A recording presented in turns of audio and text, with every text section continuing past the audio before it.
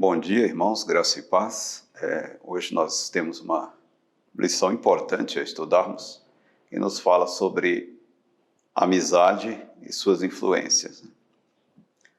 Todos nós gostamos de ter amizades e, às vezes, nem sempre nós temos um padrão ideal para a nossa amizade, né? E é importante refletirmos um pouco sobre ter amigos e sobre sermos amigos, né? E que influências isso pode trazer para a vida da gente. A base do nosso estudo está contida em Provérbios, no capítulo 24, versículos 1 e 2, que diz assim: Não tenhas invejas dos homens malignos, nem queiras estar com eles, porque o seu coração maquina violência e os seus lábios falam para o mal. A essência aqui é nem queiras estar com eles. É claro que, principalmente na adolescência, a gente quer estar junto de alguém mais forte, que garante a gente nesse mundo escolar, principalmente, onde tem tanto bullying, às vezes tem violência. É normal alguém querer tomar como base, querer ficar mais próximo, né? Querer estar com alguém que é tido como mais forte, aquele que tem mais condições de defender e tal. Mas o versículo nos instrui que geralmente essa colheita ela não é muito agradável, né? Ela tem sempre um preço a ser pago. O objetivo do que nós vamos estudar hoje é conscientizar cada um de vocês, né, quanto ao poder da influência, seja ela boa ou seja ela má, que o círculo de amizade exerce sobre a pessoa e a sua reputação. Todos nós já temos alguma experiência nisso, mas é importante aprofundarmos esse estudo, né? Esse entendimento a respeito da importância de uma amizade e o quanto ela pode trazer-nos vamos chamar assim, de lucros ou prejuízo, né? Bem, inicialmente a gente vai tomar como base algumas histórias da Bíblia que são histórias de amizades. Amizades que são duradouras, até porque são amizades que passaram para além dos indivíduos que as tiveram e se estenderam aos seus descendentes, às suas gerações e tal. Isso é muito importante. A importância delas é por algumas características como lealdade e dedicação altruística. Geralmente, uma boa amizade ela tem que ter a lealdade como princípio, né? E outra coisa é o altruísmo, não é só pensando em receber algo em troca, né? Na verdade, geralmente, quando temos uma boa amizade, nós sempre recebemos algo em troca. Seja essa mesma, a amizade na mesma intensidade, seja algum outro benefício. Mas o nosso interesse, o nosso foco não deve ser esse. A amizade boa, ela é sempre altruísta, ela pensa sempre no seu semelhante, né? E aí, como exemplo, a lição nos traz especificamente cinco exemplos que nós precisamos destacar aqui. O primeiro exemplo é de Abraão e Melquisedeque.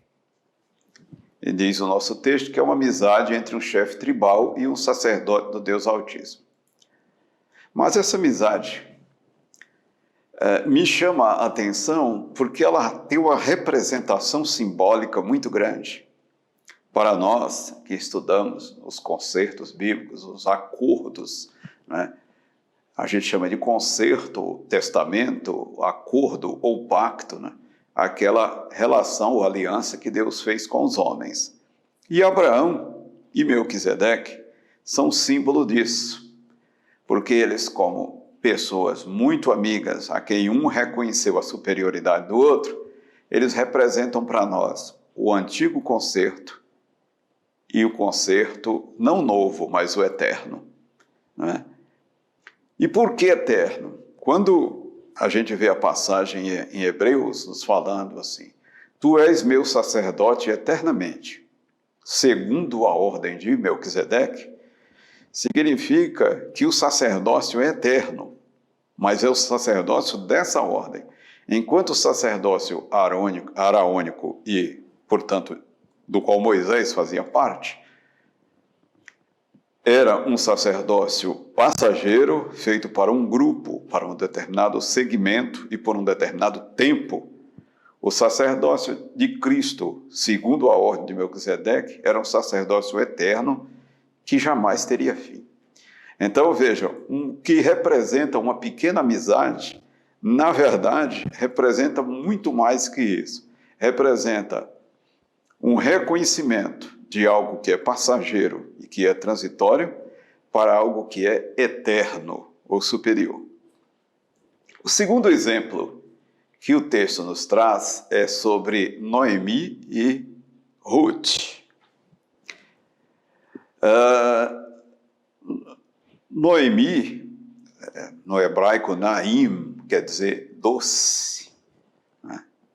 Era uma senhora que tinha 2 filhos e o marido e saíram e foram, passaram por questão de fome, migraram de Israel para Moabe. E lá chegando, o marido morreu, os filhos casaram, em seguida os filhos morreram. E ficou só ela e as noras. E ela dispensou as noras porque ela resolveu voltar para a sua terra, porque ela soube que já não tinha mais seca na sua terra, em Judá. Mas o que acontece? Uma das noras aceitou voltar tranquilamente, né? Não precisou insistir muito com ela, mas a segunda nora disse, não, aonde você for, e aí a gente tem aquela expressão que é tão repetida em casamentos, mas na verdade foi uma expressão de uma nora para sua sogra, quando Ruth disse para Noemi, onde quer que tu fores eu irei, e onde quer que pousares eu também pousarei. O teu povo é o meu povo, o teu Deus é o meu Deus. Aonde você morrer, eu também morro, e ali eu serei sepultado. Só a morte vai me separar de ti. Mas a morte de Ruth, porque a de Noemi, ela já tinha dito que a morte não separaria, né? Então veja, um exemplo de amizade, de fidelidade aí, né? Agora, essa amizade nos traz uma reflexão muito interessante. Vejam bem, elas viviam num mundo puramente androcêntrico, um mundo onde só o homem era representativo, um mundo onde as mulheres não tinham direito à representação e nem reconhecimento. Esse era o mundo que elas viviam. Mas aqui nós temos a história de 2 mulheres, cujo exemplo de fidelidade chegam até nós, cujo exemplo ultrapassou o androcentrismo da época, né? Em seguida, nós temos o exemplo da amizade de Jonatas e Davi. Essa é uma amizade mais intensa do que a anterior e tão importante quanto, né? Muito se ouve falar dessa amizade, mas eu, em lugar de analisar a intensidade da amizade entre Jonatas e Davi, eu gostaria de pensar um pouco com você sobre a personalidade de Jonatas, porque é algo que não é muito chamado a atenção, mas nesse momento aqui que ele celebra a amizade, Davi é um novinho, como a gente vai chamar, é um garoto, recém-casado com a irmã de Jonatas, com Mical, portanto. Davi devia ter aí uns 20, 22, 23 anos no máximo, não era de uma idade. Jonatas já era um homem, né, de mais de 40 anos. Por que se presume isso? Porque Jonatas tem uma história por trás disso, uma história de realização. Mas o que eu acho bonito na personalidade de Jonatas, e portanto Davi lucrou muito em ter amizade com ele, era o seguinte: Jonatas era um homem daqueles para quem a gente tem que tirar o chapéu. Ele era fiel, ele era resignado, ele era submisso.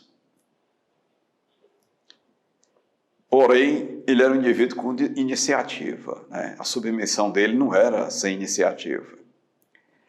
E era uma pessoa que se preocupava com o futuro e pragmático.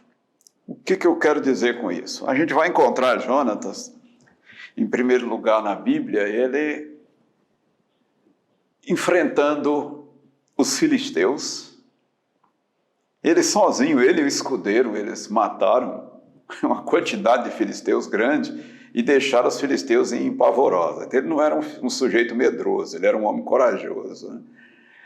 Em um determinado momento, o pai obrigou todo mundo a fazer um jejum e ele estava com fome, ele estava lutando, foi lá e comeu um pouco de mel e por isso Saul queria matá-lo. E o povo mesmo que entrou na frente disse, não, o senhor não vai matar, né? Deus deu livramento a Israel por meio de Jonatas, né? E Jonatas, um indivíduo corajoso, que enfrentava o inimigo, que sozinho era capaz de enfrentar mais de 30 homens, como o texto bíblico nos mostra, e matá-los, né? Apesar disso, ele era um homem muito submisso a seu pai, mesmo o pai dele já estando maluco, atormentado, né? E até o pai o xingou em determinados momentos, e o pai chegou a tirar uma lança contra ele e ele só se desviou e saiu, né? Veja, apesar de ser um homem corajoso e matar mais de 30, ele não teve coragem de enfrentar seu pai e matá-lo, né? Não que não tivesse condições para isso, mas nisso ele se torna um exemplo para nós. E ele continuou fiel ao seu pai, apesar de fiel a Davi e apesar de negociar com Davi o seguinte, ele entendeu que Davi seria rei e ele disse, olha, você um dia vai ser o rei, cuide da minha descendência como eu cuidaria bem da sua descendência. E olha que bonito, Davi se lembrou da promessa que fizera e depois foi cuidar bem de Mefibosete, o filho de Jonatas, assim como ele tinha prometido ao seu cunhado. Veja, uma amizade com a pessoa certa é muito importante, porque ela garante segurança, bem-estar para a posteridade e muitas outras coisas que nos pode trazer. Como quarto exemplo, o texto nos traz a amizade de Paulo e o carcereiro de Filipos. A gente sabe que Paulo foi preso ilegalmente na cidade de Filipos e mesmo eles tendo apanhado, estando ferido, estando no tronco, né, naquela situação complicada que eles estavam louvando a Deus. Era Paulo e Silas juntos, está lá no capítulo 16 de Atos. E, no entanto, num determinado momento, né, cerca de meia-noite, houve um terremoto, diz o texto bíblico que a prisão se abriu, as cadeias se abriram, pronto, todo mundo ficou soltinho, mas ninguém fugiu. E aí, o carcereiro, quando vai se matar, ele ouve Paulo dizer, não te faça nenhum mal, todos nós estamos aqui, né? Você não vai precisar dar conta de nenhum prisioneiro, porque nós estamos aqui. E aí aquele homem reconhece, poxa, eu estou na frente de alguém especial, alguém que teve condição de fugir e não fugiu, né? Alguém que cuida bem dos outros. E aí esse homem chegou a levar Paulo para a sua casa, para a sua própria casa. E lá ele lavou as feridas e tal, e interessou-se por conhecer quem é você, que mesmo tendo condições de fugir da cadeia, não fez. E Paulo prega para ele o Evangelho, e aí nós temos aquela passagem maravilhosa. Crê no Senhor Jesus Cristo e serás salvo tu e tua casa. Atos 16 e 31. Bem, a partir daí desenvolveu-se uma amizade, não só isso, a base para o nascimento de uma igreja, que nós depois vamos ouvir falar dela bastante, a igreja dos Filipenses, né? Então veja, essa amizade é interessante porque ela nasceu de uma circunstância difícil. Ela nasceu de uma prisão ilegal, ela nasceu de uma situação muito complicada. Mas é para a gente entender que mesmo em situações difíceis, em momentos complicados, é possível nós conseguirmos transformar isso em algo positivo, em algo agregador, principalmente se conseguirmos fazer uma amizade que seja duradoura. E como último exemplo, o nosso texto bíblico aqui nos traz a amizade de Áquila, Priscila e Paulo. Mas quem eram eles, afinal? Eles eram moradores de Roma. E num determinado momento, lá pelo ano 60, os judeus começaram a perseguir muitos cristãos em Roma. e começou a dar muita confusão na cidade. E o imperador Cláudio decidiu o seguinte: olha, o que está acontecendo é que esses judeus são um pouco problemáticos, vou expulsar todo mundo de Roma. Resultado, este casal é obrigado a se retirar de Roma e vai para Corinto. Na cidade de Corinto, eles tentam se adaptar, eles eram uma família rica em Roma, uma família de negociantes em Roma, e eles são obrigados a reiniciar a vida em Corinto. Lá em Corinto, eles trabalham então fazendo tendas, utilizando peles de cabras, normalmente, para fazer tendas, para fazer as habitações comuns. E aí eles encontram com Paulo, cuja profissão era a mesma. Então, veja, de repente alguém que tem a mesma profissão que você não é um concorrente, ele pode se tornar um amigo, alguém que agrega, né? E Paulo então foi morar com eles. Paulo passou a morar com Áquila e Priscila. E daí eles iniciaram, né, um trabalho, congregando juntos. Depois de um tempo, eles saíram de Corinto e foram morar em Éfeso. E lá em Éfeso, Paulo, Priscila e Áquila começaram uma igreja na casa desse casal. E lá a igreja cresceu muito, né, sediada ali na casa deles, e o trabalho deu tão certo, né? A igreja de Éfeso cresceu bastante, né? A gente vai encontrar a igreja de Éfeso, inclusive citada por João, lá na frente, foi onde ele praticamente terminou seus dias, era na Ásia Menor. Mas Priscila e Áquila fizeram o crescimento daquela igreja em Éfeso, e posteriormente eles voltaram para Roma. Depois que Cláudio morreu, eles retornaram para Roma, onde eram ricos comerciantes, e Paulo os cita lá no final da epístola aos Romanos.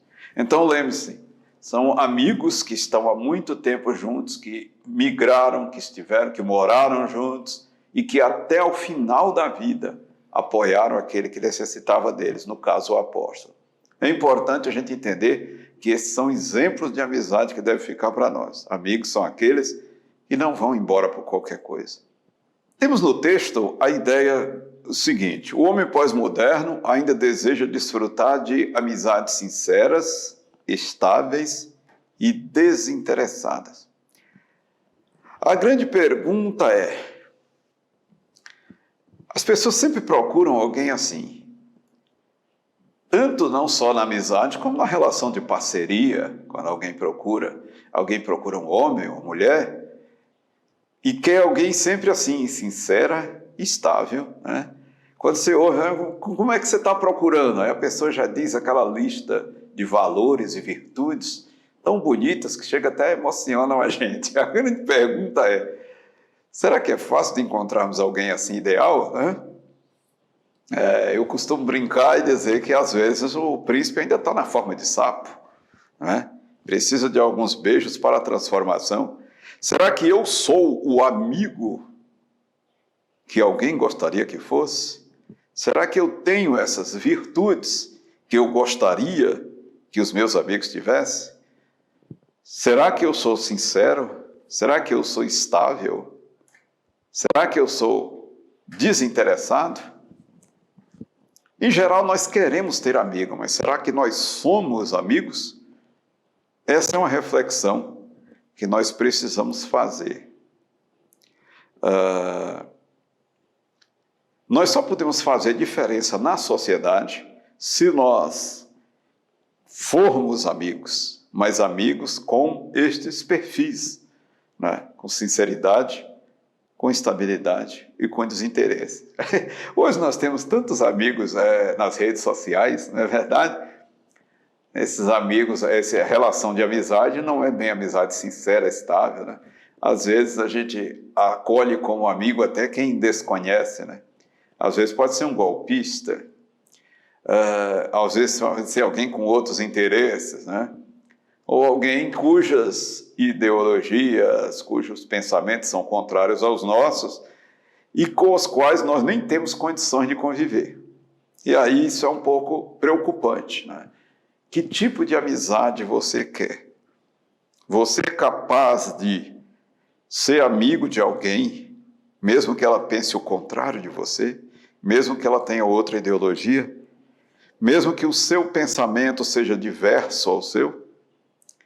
Em geral, nós queremos que os nossos amigos sejam assim, mas somos nós capazes de sermos amigos dessa forma? O primeiro ponto que nos traz a lição nos fala de nós abominar o mal e as más companhias. Lembrem-se, a nossa luta, diz a Bíblia, que não é contra carne e sangue. Eu não posso e não devo odiar pessoas. Eu tenho que odiar o mal, mas o mal como essência e não as pessoas. Tá?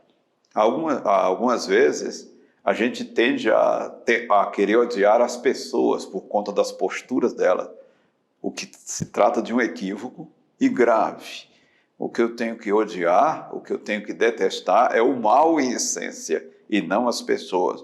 A nossa luta é contra os poderes espirituais da maldade nos lugares celestiais e não contra pessoas que são usadas por esses mesmos poderes ou que às vezes nem o são, só têm um pensamento diferente e diverso do nosso. A gente precisa pensar um pouco mais sobre isso. Claro que na nossa relação de amizade, no nosso círculo de amigos, a gente precisa tomar cuidado para ter alguém que tenha uma certa afinidade conosco para a gente atingir os objetivos comuns.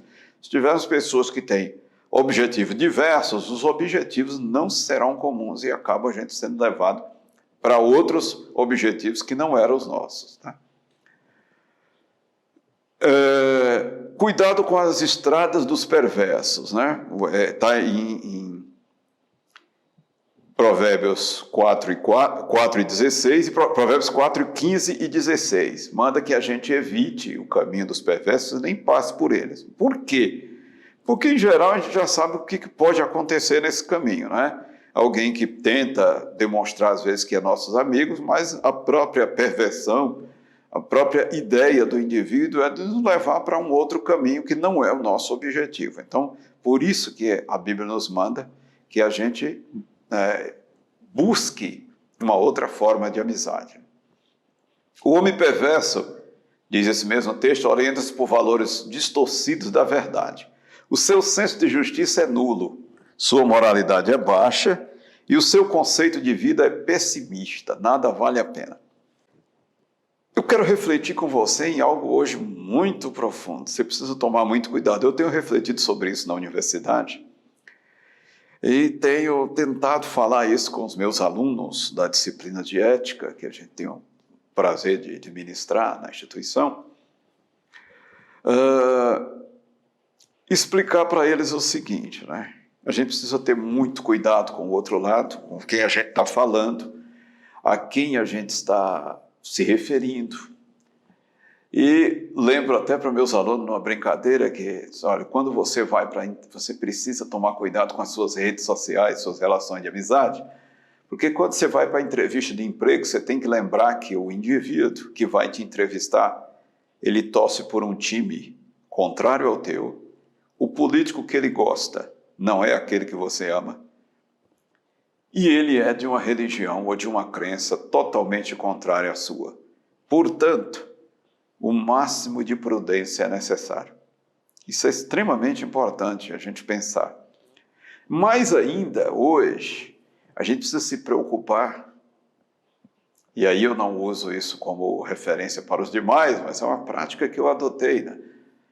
Em todos os meus círculos de amigos, eu tomo alguns cuidados, principalmente com aqueles que gostam de fazer declarações que me incomodam. Às vezes o indivíduo, mesmo tendo a mesma ideologia que eu, ele é tão extremista a ponto de me aborrecer.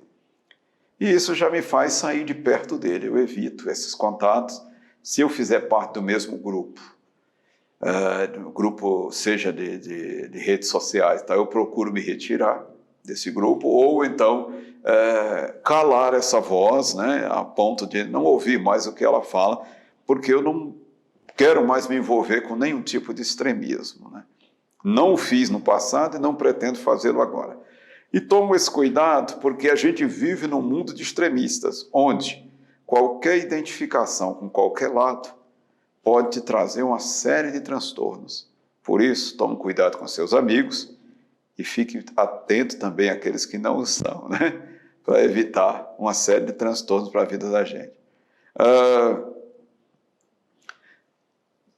O homem perverso, diz a Bíblia ainda, que anda em trevas rumo ao abismo, e a escuridão é preferida por aqueles que querem esconder os seus feitos, que não são dignos de boa amizade, conforme 1 Tessalonicenses, capítulo 5, versículos 5 e 7. Então, já ouviram falar de gente que só gosta de andar de noite, né? Eu já ouvi até uma expressão preconceituosa que diz que são as pessoas feias que gostam de andar à noite, né? Os bonitos andam de dia. Mas o que quer dizer isso? A expressão em si ela é preconceituosa, mas na essência ela tem algo interessante para a gente pensar. Quem tem o que mostrar, gosta de mostrar. E quem tem o que esconder, também o faz, escondendo. Então, a gente precisa tomar cuidado com o que alguém esconde de nós. O que é mostrado é claro, a gente vê. Mas o que querem esconder de nós? Que tipo de coisas os nossos dito amigos querem esconder de nós? Isso é muito importante para a gente evitar esse tipo de relacionamento.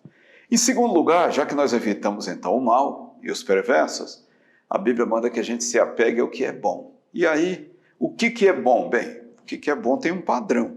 O padrão nosso cristão é o padrão bíblico. Você vai ouvir falar muito, a gente ouve falar na universidade, né? Não existe nada bom ou mal, tudo é relativo e tal. Depende do referencial. Pois é. Depende do referencial, você estabelece como referencial eu e você. Mas você estabelece como referencial de tudo, Deus e sua palavra, eu preciso entender o que é bom e o que é mal com base nesse referencial, nesse ponto de vista, dessa perspectiva, nesse ponto do qual estou avistando e fazendo análise. Isso é importante. Então, quando eu digo o que é bom, estou me referindo ao que está bom na palavra de Deus, a Bíblia. Esse é o meu referencial, esse é o meu manual, é o meu código de conduta, tá? As empresas em geral, elas têm um código de conduta, além do obedecimento das leis, da obediência às leis, os seus empregados têm a obrigação de obedecer o código de conduta da instituição que ele faz parte. Da mesma forma, o cristianismo também tem um código de conduta que está expressado na palavra de Deus. E por isso, o apegar-se ao que é bom está em Provérbios capítulo 4, dos versículos 20 ao 27, né? Manda que a gente incline os ouvidos mais à palavra de Deus do que aos insensatos. Por quê? Porque isso traz vida para a alma e saúde para o corpo. Está lá em Provérbios 4 e 22. Pois é, às vezes a gente tomar algumas posturas pode fazer mal até à saúde do corpo, né? E levar à morte, conforme o Salmo 1, versículo 6. Também desviar os lábios do mal. Então, muito cuidado com o que a gente fala. Isso tem a ver, sim, com relação às amizades, porque dependendo dos amigos que temos, o conteúdo da nossa conversa pode ser alterada, né? Então, a gente precisa tomar cuidado e desviar os lábios do mal. Afastar os pés do que é mal. Portanto, as amizades más podem nos levar, né, para caminhos que a gente não deveria caminhar, né? E guardar o coração. Quando a Bíblia fala em guardar o coração, porque dele procede a saída da vida, a ideia não é só estar se referindo aos 2 aurículos e aos 2 ventrículos, não. Está se referindo a mais do que isso, né? A Bíblia considera o coração aí como o centro das emoções. Lembro a vocês que coração na Bíblia é um termo genérico e não se refere só ao órgão que nós pensamos hoje, mas sim a todo o centro da vida, que inclui coração e cérebro, tá? A Bíblia não faz referência a cérebro porque no tempo do povo do Antigo Testamento, especialmente, não se tinha noção do cérebro como centro inteligente do ser humano. E aí, portanto, a linguagem voltada para aquele povo é uma linguagem onde se coloca, de um modo genérico, as informações necessárias para a aprendizagem deles. Então, por isso, coração aí simboliza todo o centro emocional e inteligente do ser humano. E quando se pede para guardarmos o coração, manda que a gente haja com prudência, que guarde as emoções. Às vezes, até algumas informações que a gente tem, né? Sabe aquele comentário, né? Veja, quando alguém ganha na loteria, não pode sair contando para todo mundo, né? Quando você tem um benefício, você não pode contar, mesmo que sejam alguns amigos. Tem amigos que não podem saber, né? Que de repente você vai descobrir que eles não são tão amigos assim. Então, por isso o guardar o coração, por isso o agir com prudência. Aprecie as qualidades do bom amigo. Então, o bom amigo é aquele que é fiel, sincero, conselheiro e respeitoso. São 4 características sobre as quais nós não teremos tempo de discorrer, mas você pode depois meditar um pouco mais sobre isso, né? É importante a gente entender o seguinte: as amizades nos enriquecem ou nos empobrecem, nos alegram, nos irritam, nos consolam ou nos magoam. Depende das escolhas que nós fizemos. Todos querem ser amigos, mas nem todos estão dispostos a serem amigos. Isso é importante, porque eu preciso estar disposto a ser amigo, tá? E lembre-se, Jesus escolheu 12 discípulos ou 12 alunos. Só 3 eram mais amigos. E só um era o que punha a cabeça no seu seio. Isso significa o quê? Nenhum deles era bom, nenhum deles era perfeito. 2 eram parentes, primos. Um nem era parente, mas todos eles eram problemas. Os 2 que eram parentes eram encrenqueiros, queriam um lugar no céu especial, queriam destruir uma cidade que não recebeu Jesus, foram chamados até de filho do trovão. O negócio deles era fazer raio cair do céu em cima dos outros. Esse mesmo mais tarde se tornou discípulo do amor. Às vezes, o amigo não está pronto. Você tem que trabalhar esse amigo. Transformar essa amizade em uma amizade boa. Então, seja você também o bom amigo e o elemento transformador. Deus te abençoe. Muito obrigado.